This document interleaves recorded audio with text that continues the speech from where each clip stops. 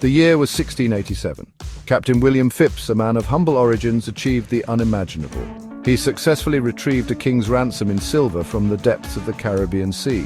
The treasure belonged to the Spanish galleon, Nuestra Señora de la Concepción, which had sunk decades earlier.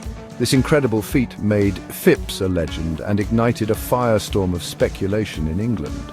People were captivated by the idea of underwater riches. News of Phipps's success spread like wildfire. Investors, large and small, dreamed of similar fortunes.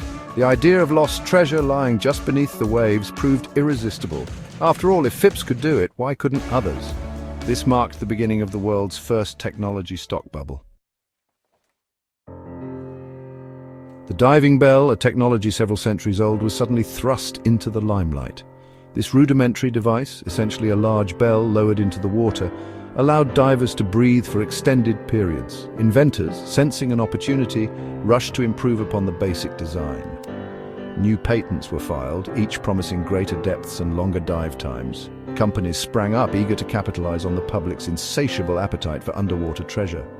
These companies, with names like the Royal Company for fishing up wrecks and the Corporation for recovering and weighing up ships, issued stock to fund their expeditions.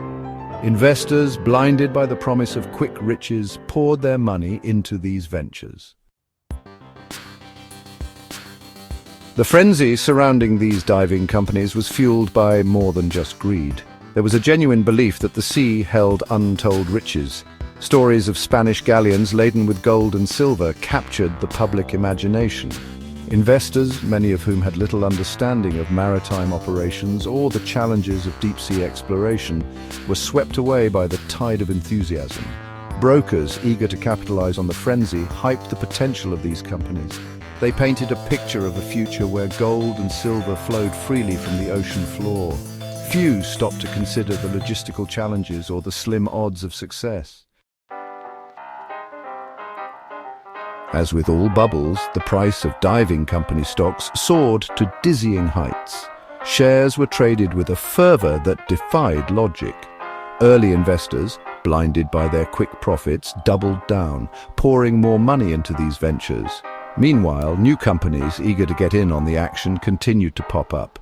Newspapers were filled with stories of fortunes made and lost. Taverns buzzed with talk of the latest underwater discoveries, most of which were entirely fictional.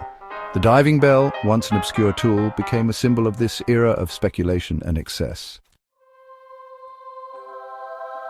Section 5, the sea gives back nothing, but the reality was far different from the dreams peddled by the promoters. Expedition after expedition returned empty-handed. The technical challenges of locating and salvaging shipwrecks, especially in the days before sonar and scuba gear, proved insurmountable. The depths of the ocean, once imagined to be teeming with treasure, yielded nothing but disappointment.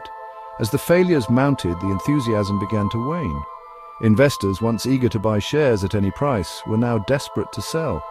The diving bell companies, once symbols of innovation and progress, were exposed as hollow shells. Their promises of riches were revealed to be nothing more than wishful thinking. To Section 6, echoes of tulips and canals. The collapse of the diving bell bubble, while less famous than the Dutch Tulip Mania or the British Canal Bubble, shares remarkable similarities.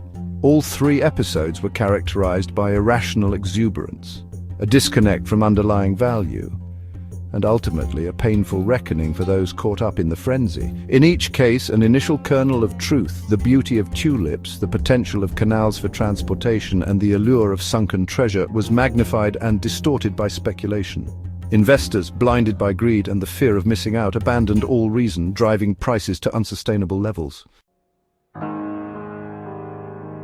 Section 7. The persistence of irrationality.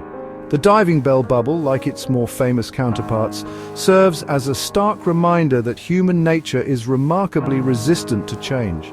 Even in the face of mounting evidence, people clung to the belief that they could get rich quick. The desire to believe in a compelling narrative, especially one that promises easy riches, often overrides common sense. This pattern, unfortunately, is not confined to the annals of history. We see it repeated time and again in modern markets, from the dot-com bubble of the late 1990s to the recent cryptocurrency craze. The names and technologies may change, but the underlying dynamics remain eerily familiar. Section 8. Avoiding the siren song of speculation. So, what lessons can we as modern investors glean from these cautionary tales? The most important takeaway is the need for skepticism, especially when an investment opportunity seems too good to be true. Extraordinary claims, as the saying goes, require extraordinary evidence. Before investing in any asset, especially one experiencing a rapid price increase, it is crucial to understand the underlying fundamentals. What is the intrinsic value of the asset? What are the long-term prospects for growth? Is the current price justified by these factors, or is it being driven by speculation? Section 9. History's lessons for modern investors. Studying history, particularly financial history, is not merely an academic exercise. It is an essential tool for navigating the often treacherous waters of the market. By understanding the patterns of past bubbles, we can better identify and avoid similar situations in the present. Remember, market psychology is cyclical. Periods of irrational exuberance are invariably followed by periods of fear and despair. By maintaining a long-term perspective, focusing on value and tuning out the noise of the crowd, we can avoid repeating the mistakes of the past. Section 10. A prudent path forward.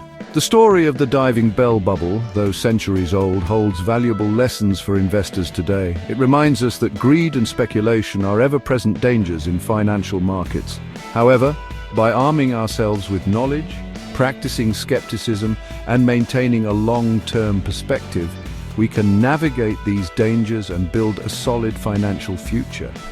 The key is to approach investing with a healthy dose of caution and a commitment to understanding the fundamentals.